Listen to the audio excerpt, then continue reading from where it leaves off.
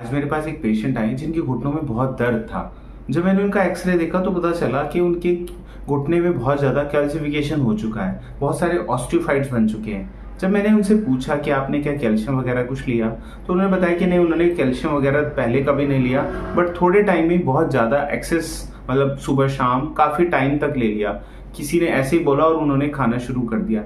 अब बाद में विटामिन डी लिया नहीं, तो मैंने देखा कि एक कॉज जो सबसे बड़ा होता है ऑस्टियोफाइट्स का, कि आपको विटामिन डी डेफिशिएंसी चल रही होती है और आप फिर कैल्शियम का इंटेक आपका कई बार थोड़ा ज़्यादा हो जाता है, तो वो कैल्शियम बोन में ना जाके ऊपर ऑस्टियोफाइट्स के रूप में जमा हो जाता है, डिपॉजिट हो जाता है। तो ऐसे केसेस में जब आपको थोड़ा पेन चल रहा होता है, और ऐसा उन्हीं लोगों के साथ होता है जिनको लंबे टाइम से पेन चल रहा होता है, वो थोड़ा नेग्लेक्ट करते हैं, डॉक्टर कई बार दवाइयां दे देते हैं और मरीज कई बार आधी अधूरी दवाई खाता है, या तो कैल्शियम खाने लगता है, विटामिन डी नहीं खाता, या खाली विटामिन डी खाता है, कैल्शियम नहीं खाता। प्रॉपर कई बार इलाज जब नहीं लेता तब ऐसे केसेस देखने में आते हैं। और जब पेन चल रहा होता है, पहले ही बोन्स वीक हो रही होती हैं, और ये बॉडी का खुद का सेल्फ जैसे मैकेनिज्म है कि जब बॉडी बोन्स वीक हो रही होती हैं तो वो उसको कोप अप करने के लिए कैल्सिफिकेशन भी ऊपर से कर देता है।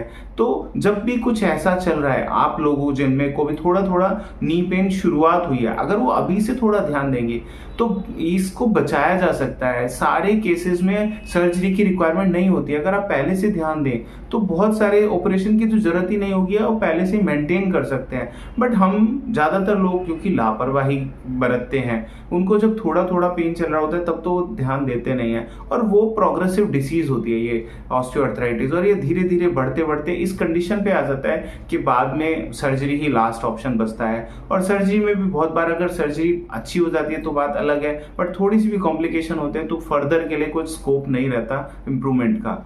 तो आपको जिसको भी छोटी सी भी प्रॉब्लम अगर नी में चल रही है तो आपका एक्सरे करा लेना चाहिए, और लापरवाही नहीं करनी चाहिए। बहुत बार बीमारियां इसीलिए बढ़ती हैं कि जब हम लापरवाही करते हैं, उसको सोचते हैं कि नहीं ये ठीक हो जाएगा। क्योंकि नी पेन में भी क्या होता है, कई बार इनिशियल में पेन हमेशा तो होता ही नहीं है, शुरुआत में होता है, या जब ज्यादा स्ट्रेन पड़ जाए, ज्यादा चलना पड़ जाए तब दर्द होगा।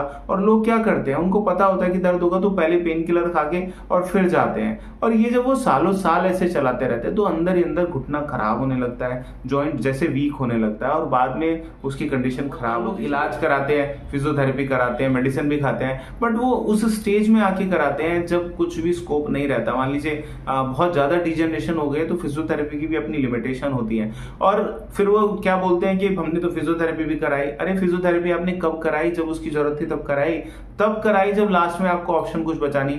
और इसमें कई बार ये थोड़ा सा नेग्लिजेंसी भी रहती है कि आप मेडिसिन खाते हैं। ज्यादातर लोग सोचते हैं कि सब इलाज जो होते हैं वो खाली मेडिसिन से ही होते हैं, मेडिसिन ही अपने आप में कंप्लीट इलाज है। बट मेडिसिन अपने आप में कंप्लीट इलाज नहीं है, उसके साथ आपको लाइफस्टाइल मॉडिफिकेशन भी बहुत जरूरी होता है। लोग खाली सोचते हैं कि दर्द है, घुटने में दर्द है, चलो आप पेन किलर खा लो, आप कैल्शियम खा लो, आप मल्टीविटामिन खा लो, बट ना तो उसकी कॉज को ढूंढने की कोशिश करते हैं, और यह जो अंडरलाइन कॉज है उनको भी मतलब ठीक करने की कोशिश ही नहीं करते हैं। जब उनको पता भी चलता है, मान लो जो किसी को हाइपर एसिडिटी है, उसको पता चलता है चाय पीने से एसिडिटी हो रही है, वो फिर भी चाय छोड़ता नहीं, नया उसका अल्टरनेट कुछ सोचता है। तो ऐसे केसेस में बीमारियां बढ़ती रहती है और बाद में बहुत बड़ा रूप ले लेती हैं। तो आपको ऐसा नहीं करना चाहिए। अगर आप चाहते हैं हम हेल्दी रहें, तो आपको अगर कोई प्रॉब्लम हो गई तो आप जैसे कोई भी डिसीज की अगर हम बात करते हैं, वो कई बार एक हमारे लिए अलार्म होती है कि हमें बताना चाहते हैं कि ये चीजें खराब चल रही है, अब इसको ठीक कर लो। हम बट उन पर ध्यान नहीं देते और वो धीरे धीरे बढ़ के बहुत ज्यादा हो जाती है।